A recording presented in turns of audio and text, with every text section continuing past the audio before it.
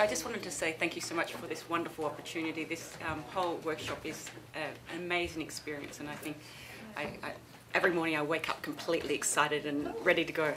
And the problem is we're presenting so, 4 days down the track, is there's so much accumulated knowledge and so much, I want to be really discursive and link into this one and say, oh wow, I want to take on Hawking theories, and I want to take on, so there's so many things I want to try and engage with, but I have a limited amount of time, and I do want you to interrupt if if you want some clarification whilst I'm discussing things. But what I'll be focusing, giving the topic the title of locating the mobile. And so in this sense, although I'm looking at mobile gaming, so you might think I'm talking about the mobile in terms of technology, I'm actually trying to talk about it in every other way but technology, to think about to emphasize and amplify the cultural dimensions.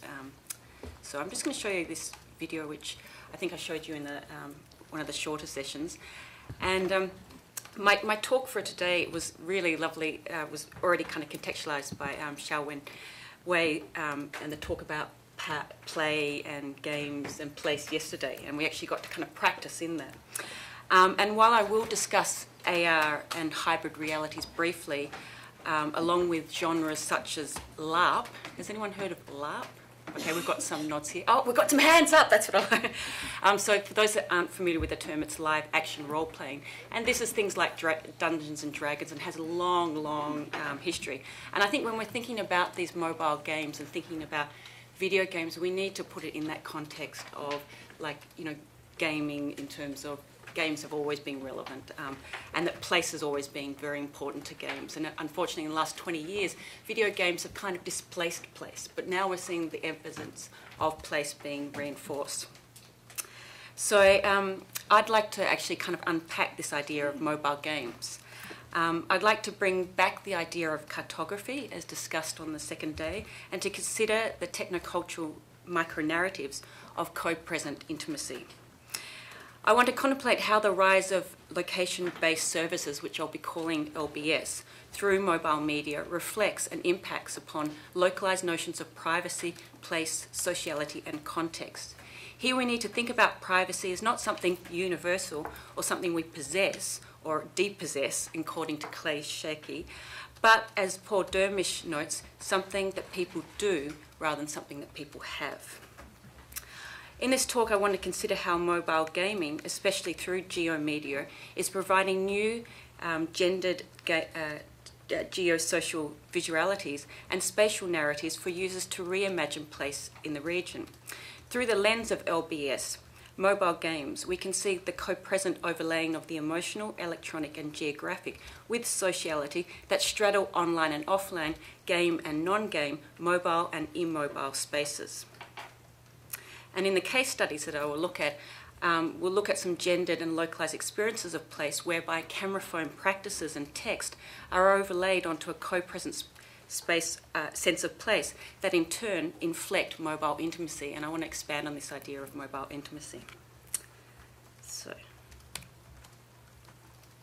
basically, this talk has 3 sections. Firstly, I want to have a quick summary of the intersections between ICTs, co-present intimacy and the region. Now, of course, this area is really, really kind of complex. And so the idea that I'm going to do a quick visiting of, it's a bit like, it's like going to a department store and kind of saying that I'm only going to be a minute, it's kind of like they're there to trap you, oh, maybe I need that, yeah. So ICTs, particularly in the Asia-Pacific region, have occupied a really kind of complex role in terms of the rise of the region and some kind of conflations between kind of techno-nationalism and techno-culturalism. But what I want to specifically focus in on is the literature and mobile media and feminist studies.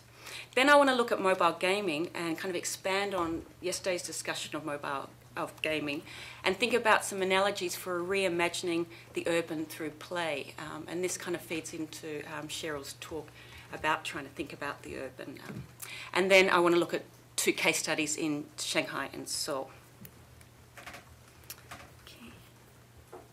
So as I said, I've got lots of, rather than graphs, I've got lots of bubbles that try and make sense of these kind of areas that are kind of overlapping and but also quite kind of discrete and disparate as well. Larissa? Yeah?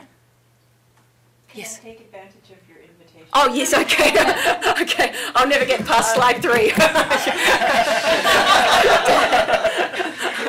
This is a very basic, Yeah. and probably naive question, but I'm stumbling on the region, and wondering sort of what are this, and again, it's a question for everyone. Sort of what are the stakes in constituting this Asia Pacific region? Yeah. And I'm sure that's a huge discussion, but maybe if we can just briefly. In terms of ICT? Well, Yeah. and I mean, what work is being done through the constitution of that of an Asian Pacific region? Okay. In a couple of slides, I'll look at a couple of people who've been doing some work in the region in terms of just mobile media. But this maybe someone else. Okay, so what helps constitute as? I mean, actually, could I ask if it's specifically in response to a funding call? Yeah. And if so, I mean, what's being done in sort of funding call politics? Yeah. So, I mean, personally, what I like to do is, I never refer to Asia, but I do like the Pacific Rim. As somebody in California, I think it's so visible and so obvious to think about the West Coast and around into Australia, into Asia, and particularly living in California and the landscape of the ethnoburb, which I always envision actually my scholarship as an extension of like an ethno-urban kind of mindset. Even though I'm technically in Vietnam for my field work, the lines and relationships between California very specifically and Vietnam are always very visible in that way. And I think specifically in your project, if you're talking about ICTs in Asia, I'm sure the people that you speak with have these ties and travels and movements beyond just Asia, but within a broader kind of regional place. So I actually do resist the notion of the Asia Pacific, but I think about the Pacific Rim as a specific kind of place that's much different than, say, the Atlantic, right? Or and the nexus of relationships that cohere around that kind of locale. Yeah, just to. Colleen wants to add to that. Can I make a proposal that you get through your paper? Just so, because I do think that it's a huge debate that we could sort of get sidetracked on. Not that it's a sidetracking question, but to sort of theorize through Larissa's paper after she sort of talked about ICTs in her case study, to then think about what a region is, because of course there are infinite debates about whether Pacific Rim is a really Cold War concept that excludes the Pacific and the islands in the middle, which is Rob Wilson's position, blah blah blah, regionalism, etc. So, while agreeing with you, I would actually support the way that Lily articulated that and say that what we'd like to hear as you work through your paper is to maybe give us a sense of what is the Australian politics that constitutes this as a region, just as I think Lily's giving us a sort of California perspective. Because I happened to be in Australia when that your sort of famous hung election happened, and it was all wonderful progressive green people coming to power, but the whole discourse about immigration it's really embarrassing. Yeah. So what is Australia's relationship to these kind of regions that have so shaped like Sydney through immigration from Asia? Yeah. I did actually spend like a whole book trying to work through, like from Wilson's and Arites and Dirk's notion of the Asia Pacific as a problematic, like once as a geopolitical, and how it's then being taken on to kind of mean more kind of complex things. And I think through ICTs and the way that ICTs were once kind of, the Asian tigers kind of thing, the ones that technology actually played out in terms of power relationships, I think got kind of made the whole Asia Pacific notion much more kind of complex, and I think that's why I need to kind of visit these kind of case studies to actually tease out those. But I think Asia Pacific also depends on where you stand. So as an Australian, we have a certain kind of geographic understanding of what the Asia Pacific is, which is very different than, say, the UK, and et cetera, et cetera. So I think, So, but yeah, okay, I'll try and quickly get through this other stuff. But I think one of the ways for myself that I've become more interested in thinking about trying to grapple with ideas of place has been through revisiting ideas of co-presence, and how this earlier kind of, how revisiting earlier internet scholarship on presence, especially in terms of feminism, kind of reflected on the relationship between technological mediation and unmediated forms of presence. And what happened in that kind of the attempts to kind of distinguish between those two forms was it was often untenable. And so what we saw is that the literature kind of failed to acknowledge that presence is always mediated and has always been culturally constructed.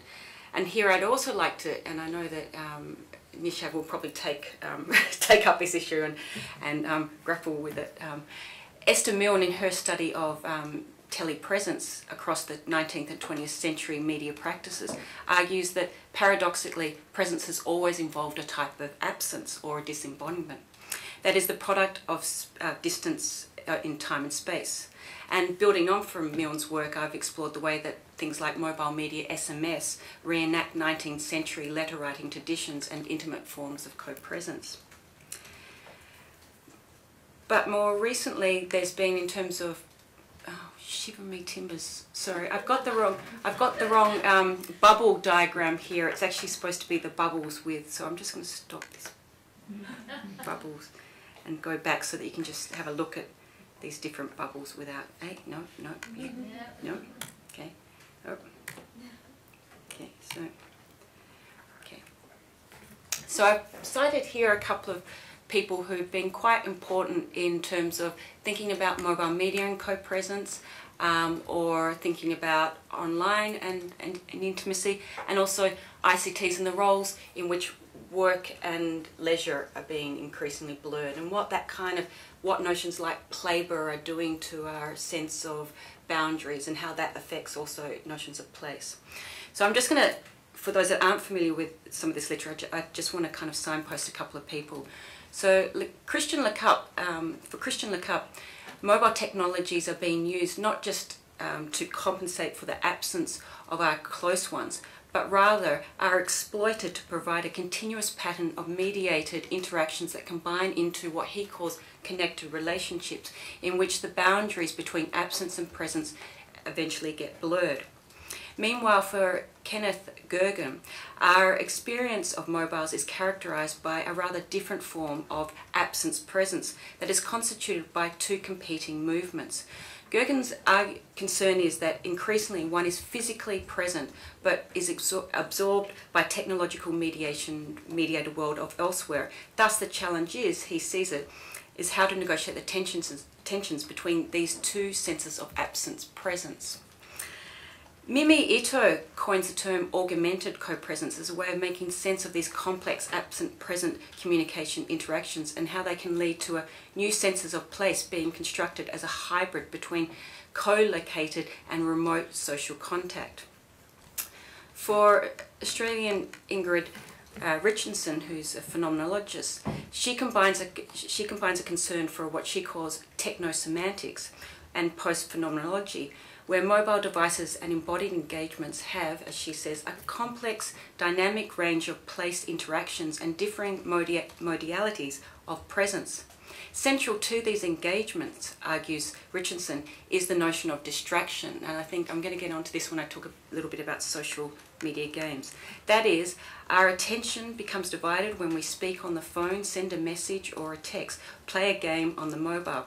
This occurs, she argues, in a way that involves a canny and subtle form of environmental knowing that is attuned to both the specific requirements of mobile gameplay whilst retaining a crucial periphery awareness of one's spatial surroundings. And I think another thing to add into that would be the idea of expectations of use. Now I've also signposted here Mimi Ito and Okabe's ambient virtual co-presence, which they were talking about specifically in terms of camera phone practices in Japan. So I'll get into a bit more detail a little bit later on. And there's Turkles Alone Together, which this is her more recent work, which I'm sure you will flesh out as deeply problematic. And I just wanted to signpost Melissa Gregg's study. She's got a book coming out in the next month called Works Intimacy, where she did a case study of 3 years of some workers within the creative industries and the way that they grappled with work-leisure kind of paradigms and how ICTs kind of kind of amplified a lot of guilt associated with that, and how they also amplify a presence bleed. And what she found is like people were on the weekends catching up on their emails, so that when they started on Monday, they could start with, you know, like a clean inbox, so that they could get proper work done. So you're getting this kind of... I just wanted to also provide a slide for situating mobile intimacy. And as I said previously, I haven't...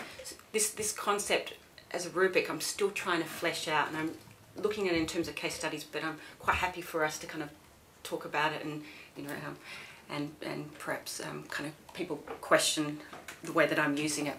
But what I see in terms of the backdrop for myself in terms of the use of mobile intimacy is that it's a crossroad between the sociology of emotions literature, mobile media, and also feminism. And so it can kind of be traced through, you know, the kind of from the 1980s kind of affective turn, 2000 the mobility term. And I've got to say that as somebody looking at mobile media, I have a lot of problems with the mobility term and the way that they kind of conflated technology with other things, and it was a very Anglophonic model, and so that's one of the other reasons why I have a problem with it. And that's why I also want to bring in someone like Bernard and the idea of the publicness of intimacy, because it's kind of impossible to look at mobile media without thinking about these the way that public and private are kind of being shaped in new ways.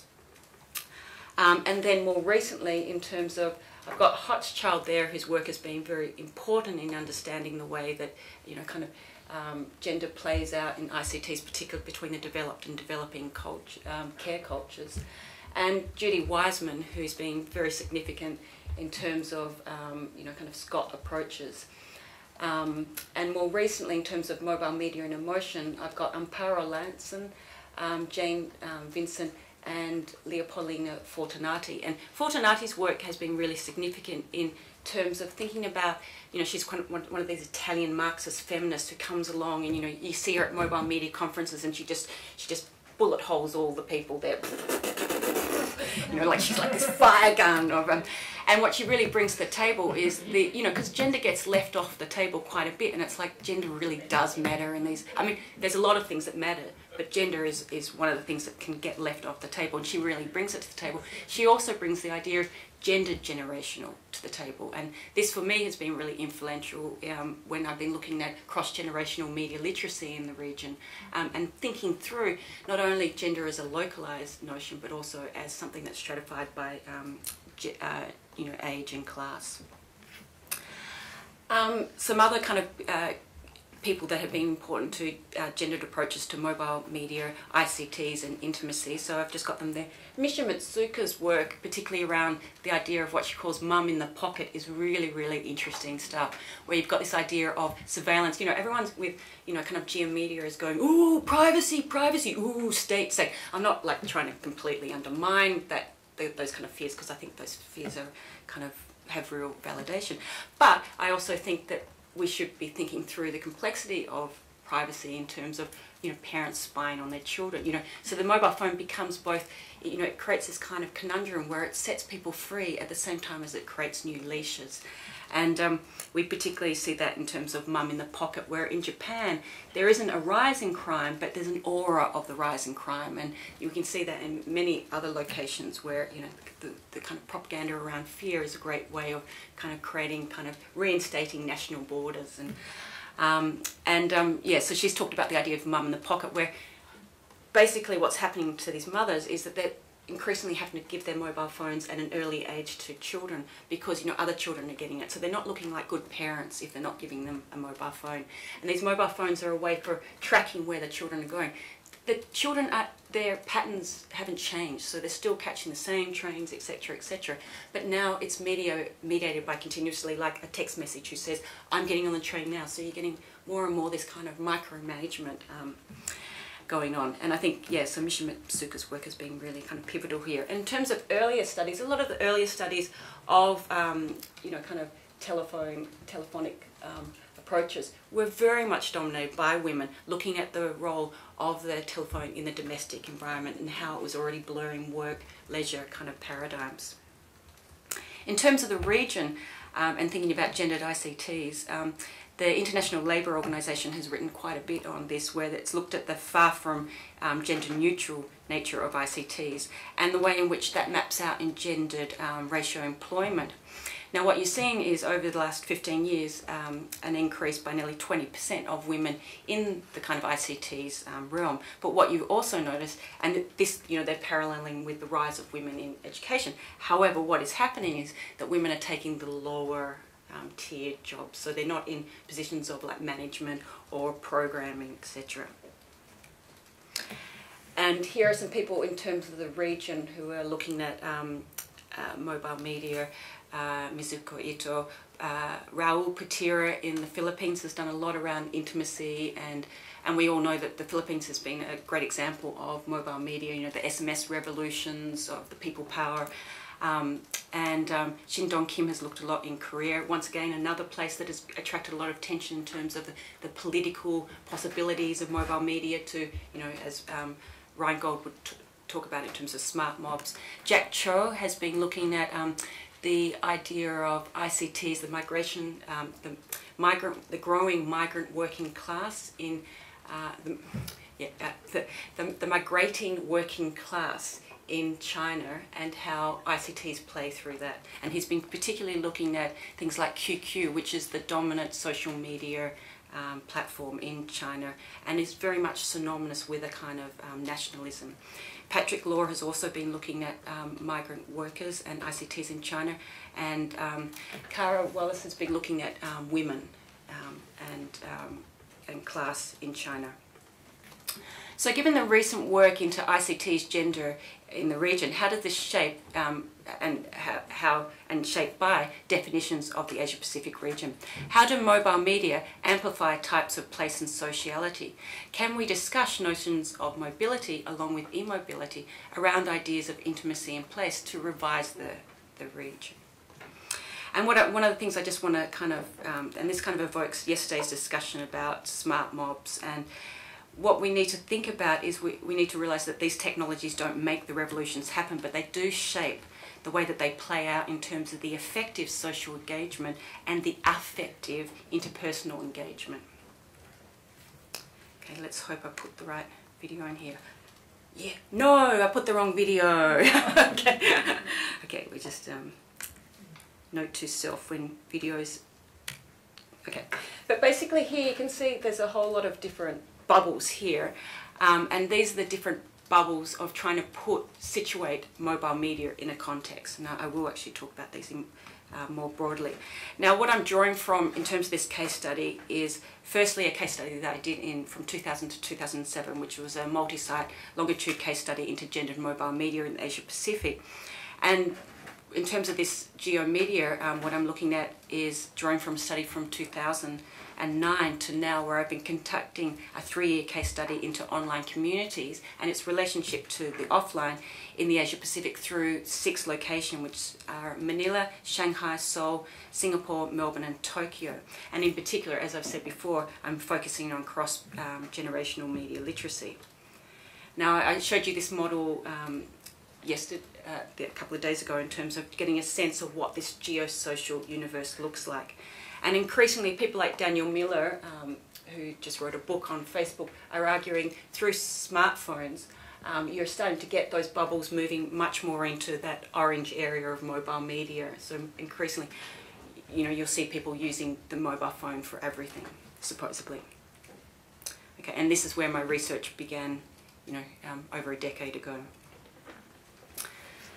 So, what basically my interest in LBS, location-based services, grew out of a book that I wrote about gaming, in which at the end of the book I was like, oh wow, there's this new phenomenon and I need to try and put it into context. It's a real bad thing when you get to the end of the book and you send it off to the publishers and you're going, oh, now I want to recontextualize it all. So in a sense, this is me trying to claim back a bit of what I relinquished. And I think one of the things that really interests me about LBS is it really does complicate ideas of place and how place is negotiated by the user. Particularly what I've said before, which is this idea of the social and the emotional and the cultural, is overlaid with the geographic, spatial and electronic. So what do I mean by mobile gaming? And for some that are involved in games, they might argue that, you know, mobile gaming is actually an oxymoron. When I first started working in a games program, I used to be known as the person that taught mobile games, and it was snigger. And as I've showed, you know, for some of the people this might be, you know, they might remember the Game & Watch and have grown up with these kind of games. Or for some it might be Angry Birds, the most popular iPhone game ever, you know, like. Or for some, mobile gaming might be this. This is the kind of Mishimatsuka model where you've got mum in the pocket. This was actually taken from a Nokia competition in Finland where you had to throw the mobile phone as far as possible. And often we go through our own mobile games with the mobile phone in this way, maybe in the privacy of our own home. So what do I mean by mobile gaming in terms of the casual revolution? Now, Jesper Juhl, who's like quite a well-known game theorist, he's argued that he basically wrote a book about the casual revolution, which was basically one essay which he expanded into a book. And I think this idea of the casual revolution needs really a lot of unpacking. What are we meaning by casual, and what is this impacting in terms of, you know, modes of engagement, and how does this impact on, say, gaming kind of categories like hardcore versus casual player? So firstly, we can see there's pervasive location-aware urban and hybrid reality games, and these were once defined as serious. These were particularly, the first generation were, you know, involved a lot of high-tech kind of material, so they could only be done in, you know, kind of mixed in kind of media labs or universities. But now with the rise of LBSs like Foursquare, this has been complicated because now it's much more outside the official realm of universities and much more in the zone of people. Games on mobile phones, so i.e. the iPhone games like Angry Birds, and what I would argue, these used to be called casual games, but what I would actually argue is they're casually hardcore, because the kind of micro kind of narratives, often, you know, if you ask people to actually equate how much time they use these in the kind of filling up, because they often use it filling up time in various different little pockets in the day.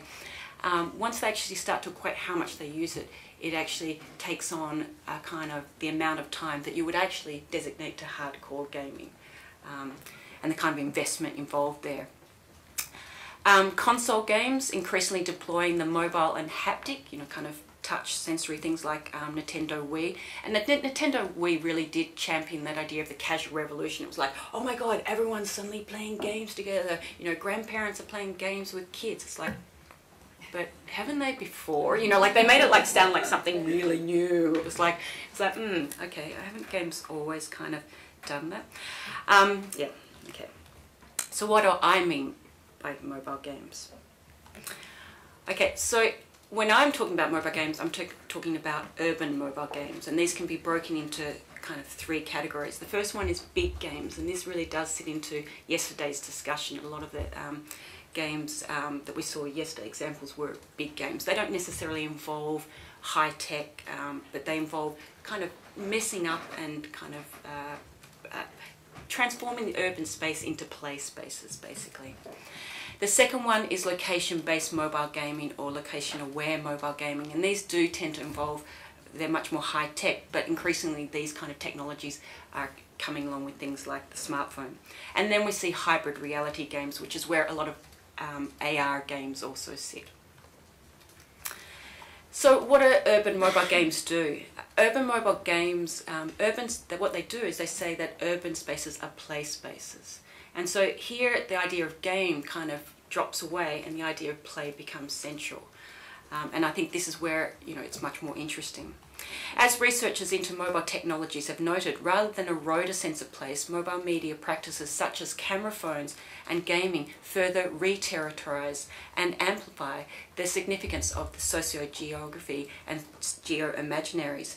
In particular, gaming deploying the urban space create new forms of personal and social territorialization that is reflected in the cartographies, of spatial dynamics and play. And here we see that gaming cultures are local cultures. Gaming cultures reflect localized definitions of what it means to be mobile and immobile, play and resistance tactics. Here I'm talking about mobility taking various forms, economic, cultural, psychological and technological, that are both material and symbolic in dimension. Mobility is inflected by the local and the intimate. So some examples here, so you can look these up later. I'm just going to jump through because yesterday we had some really good examples. I'm just going to briefly signpost some more. You can see location in terms of urban games. The most obvious one has been like Manhattan, where basically New York gets transformed into a kind of overlaid with the Pac-Man space. And this is really kind of playful, fun stuff. And I'm going to also talk in great detail about Urban Vibe as location-based, as an urban game that I participated in 2005, because I think it's really important. One of the things about these kind of practices is the participation. As we realised yesterday when we went out and started playing it, you start to actually realise what are the kind of power dynamics occurring here. One of the things about urban mobile games is they blur often the following kind of co-present relationships: the virtual and the actual, the online and the offline, the haptic and the cerebral, and delay and intimacy, delay and immediacy. And it's this delay and immediacy which I think is it's an element that kind of happened by mistake, but actually has become an important part of gameplay. Right. So this is Bug, Big Urban Game. And here I would argue you can see a kind of collision between the flaneur, in terms of that 19th century way of thinking about space, and what Robert Luke calls the phoneur, which is a kind of 21st century notion of the user as a node within an informational city. Now this actual game, I mean, it's very conspicuous, so it's not this kind of subtle thing that's just being played out with a couple of people kind of through the mobile phone. It's really kind of conspicuous. And this actual game, they had to cross, it was a 5-day event that went over 200 square miles. So, this is really kind of, this is not like a quick game that you play and just kind of move away from. It's not a kind of casual game. And this was used as a kind of, in a university kind of context, and where the winners won a prize for the quickest time.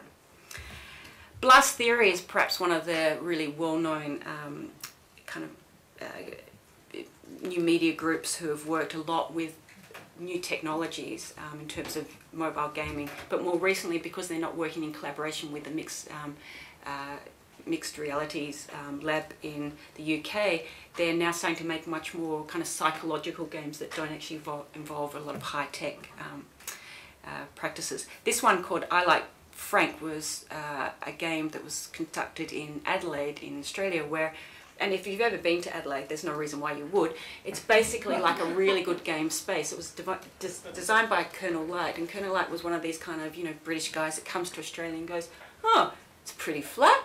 Oh, I'll just put 90-degree angled streets. And unlike somewhere like Sydney or something that's had an explosion, urban explosion, Adelaide's never had that explosion. It's got very few people. So it's the perfect space to play a game through their streets. All 90-degree angles, very much like a Manhattan scape. And so you're chasing around this Frank, and you're actually, when you're running around, you're actually like an avatar. So you might actually be seeing Frank physically in the space across the road, but unless your player in an online space can see them, you can't actually get Frank. So you see the frustration between, the desires online and the realities offline. And I think it's that disjuncture which these games really kind of flesh out in really interesting ways. And Manhattan, which is just a really good excuse to run around wearing Pac-Man things around Manhattan. Rafael González Hermer is a Mexican artist who's probably the most well-known in terms of, kind of mobile gaming, and really kind of, making it quite well-known in the art world. But one of the things that becomes apparent in his work is that they become more about the poetics of delay rather than the practice of immediacy. This game here, which was for in Yamaguchi Prefecture in Japan, what you did was you gave your mobile phone number, and your mobile phone, you were supposed to be, basically the sky was supposed to mirror what was happening on the ground, and so your mobile phone number was supposed to be symbolic of you directly above where you were, so it was using GPS.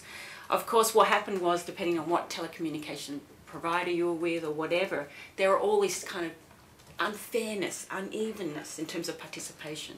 And I think this is where it became really interesting, although that was kind of neglected when people spoke about the project. This is one that I participated in called Shoot Me If You Can, where the idea of a first-person shooter, which is usually, you know, you just go around, is, you know, the gun becomes a camera phone, and so now you're metaphorically shooting people through the camera. And so you run around the streets of Myeongdong taking pictures of the enemy team, and but the problem is you realise that.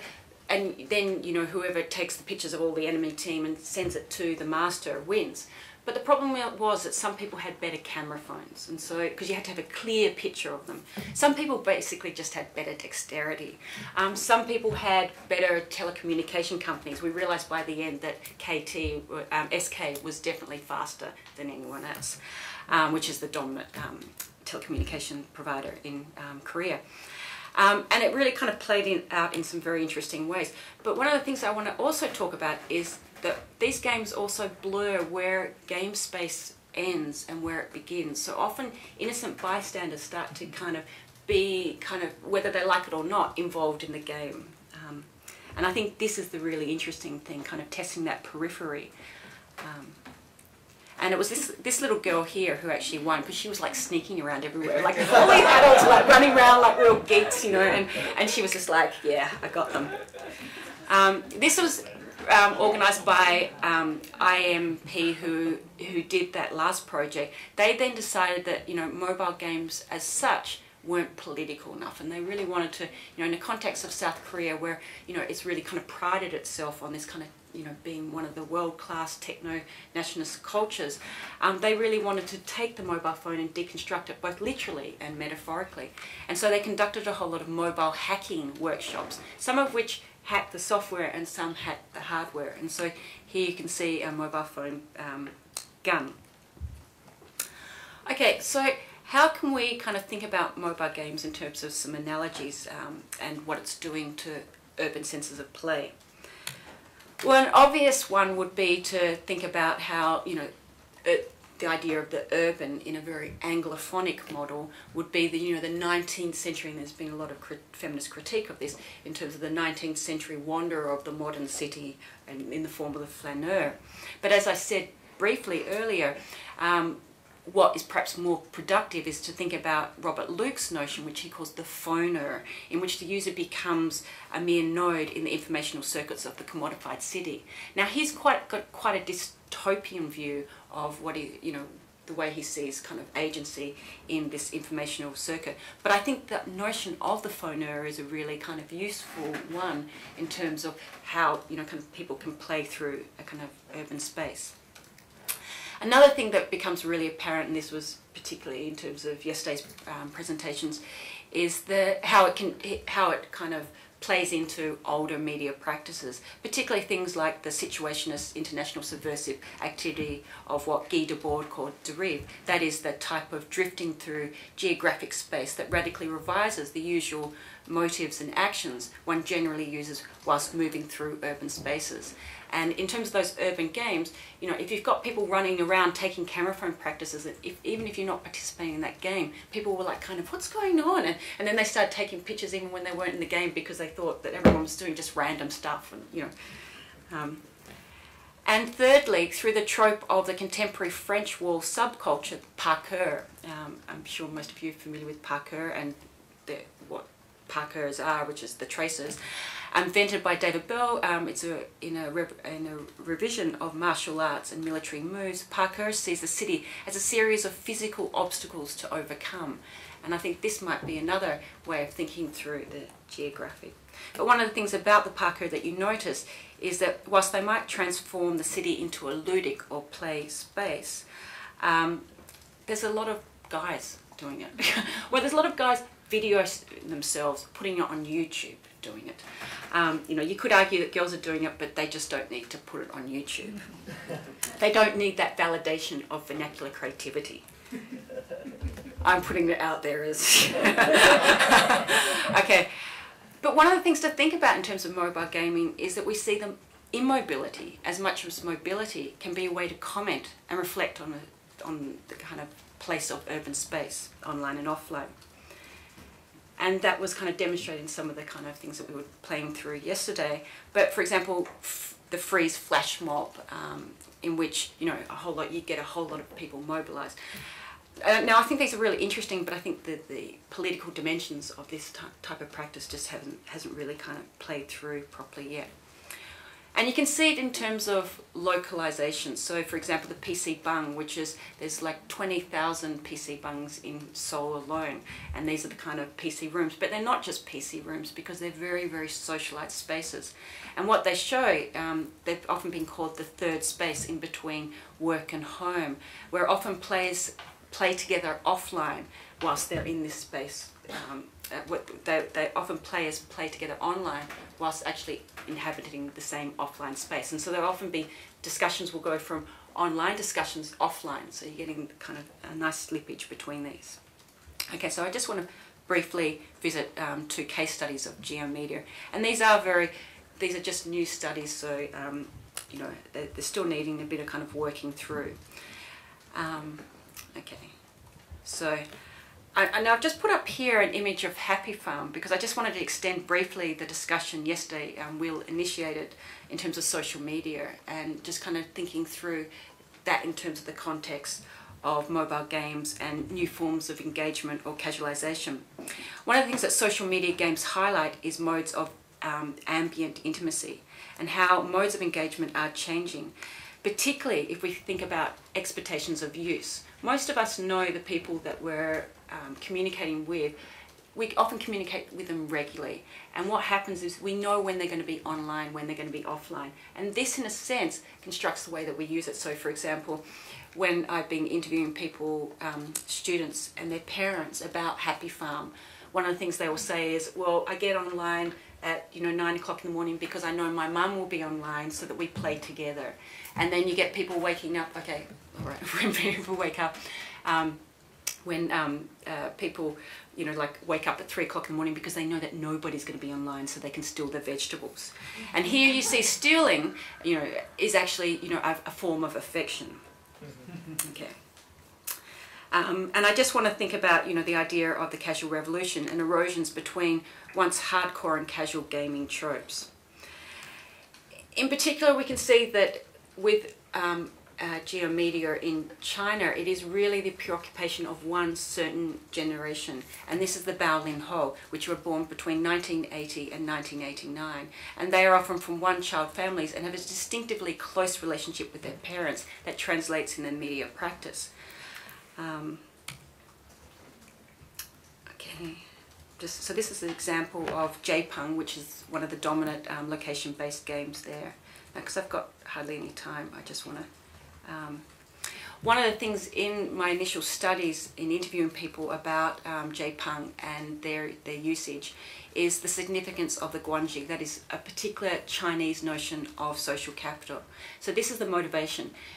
The initial motivation of LBS games is that you go to different new places, you check in and you can win awards and things like this, and so it's a very kind of basic game. But what happens in terms of people using it for more than like a couple of weeks is the motivation starts to become more about the guanji. And I'm just going to give you, Wallace talks about the guanji. In contrast to the individual-orientated nature of Western cultures, where the autonomy of the individual is presupposed, Chinese social organization has been described as relationship-orientated. In traditional Chinese culture, there is no unique self outside the social relations and the personal obligations that adhere in those relationships. The Chinese sense of self as predominantly relational focused. That's her notion. So I've just got here some kind of quotes, but I haven't really got time to talk about them. But we start to see kind of the way in which users are in their own way creating kind of micro-narratives to map on a sense of sociality onto place. In Korea, the case example that I wanted to look at was Flag, which is the Cyworld Mini Homepie one. And what we started to kind of see in terms of the interviews is the way in which they were linking the ilchon, which is a social relation, on an idea of bang. Now, for those that haven't been to Korea, and I've got no great story like John's, so I can't tell you about a great taxi driver, you know, kind of analogy. But there are some really lovely examples of, you know, the way that the PC bung is kind of configured into young people's lives. One of the things about the bungs to recognise is a bung is multifunctional and doesn't actually have an inherent function to it. So unlike in a Western context where you have a kitchen which has an inherent function, bungs don't. So in Korea you can find many types of bungs, like jimji bung, which is the traditional hot house. You can see PC bung, DVD bung, nori bung, which is the music bung. And that these are really kind of important in terms of kind of as a social space. Now, interestingly, SciWorld, which was the dominant social network system used by almost one-third of the population, so they've got about 18 million users, and this is used by both young and old. And one of the things, this is a great example of what John was talking about in terms of kind of a hijacking of neo-familiar notions. Here, SciWorld actually hijacked ilchon, which was used between social relationships between people, and used it as a relationship between people in the SciWorld world. And this plays out in terms of LBS. For anyone that knows anything about SciWorld, and this is like, SciWorld was invented in 1999, so it's one of the oldest social networking systems. And these things here are actually, these tell you how popular you are, how many friends you have and everything. So there's actually a kind of a game kind of going on there, which actually you kind of isn't really a game, but some people take this quite seriously, and so, you know, like, you know, they'll go and give people presents, so therefore, and they'll check other people's sites, so other people come and check their sites, so they'll look more popular, and it starts this kind of, you know, kind of compulsion to kind of give and obligations of giving. And so there's a commodification of gift culture happening here, and it's highly gendered. And I just wanted to, Emil Gul passed away a couple of years ago, but he was a Malaysian-Australian artist living in Korea, and he did a project where he looked at this idea of the SciWorld mini homepie, and how people were playing out notions of co-present in very different ways. And so here you have the artist himself and his actual mini room on SciWorld. And so you can see it's quite a clear kind of correlation. Whereas here you can see kind of slightly more kind of complex things happening here. Here, you know, you've got a kind of, the offline space is very cluttered, etc., and the online space is very kind of clean. And here's some images from SciWorld flags. And one of the things you'll see here is the use of the camera phone, so that people go along here, they write text, they give images, and so they're kind of putting their own kind of narratives onto this place and onto this game space. And one of the quotes I just wanted to finish with was one by Hyunjin, where she talks about this, you know, here place is clearly a shared experience reflected in a kind of Korean notion of the bung. And I'm just going to read her quote. I use LBS to share my feelings or beautiful photographs with others whenever I visit new places. Or sometimes I use LBS when I'm curious who are in the same spaces with me. I think LBS changes the way I record place rather than the way I experience a place. And I think this is one of the kind of quotes that really got me thinking about how people are thinking about recording and that kind of overlaying, and how it's kind of making sense in terms of the kind of narrations of place and kind of the way that memory starts to work into place. Because while she's saying that it just changes the way she records it, of course she's sharing it with others, and this is therefore becoming a kind of monumentalizing of a sense of place. So I think, you know, these kind of issues of co-presence and intimacy need to be played out a bit more.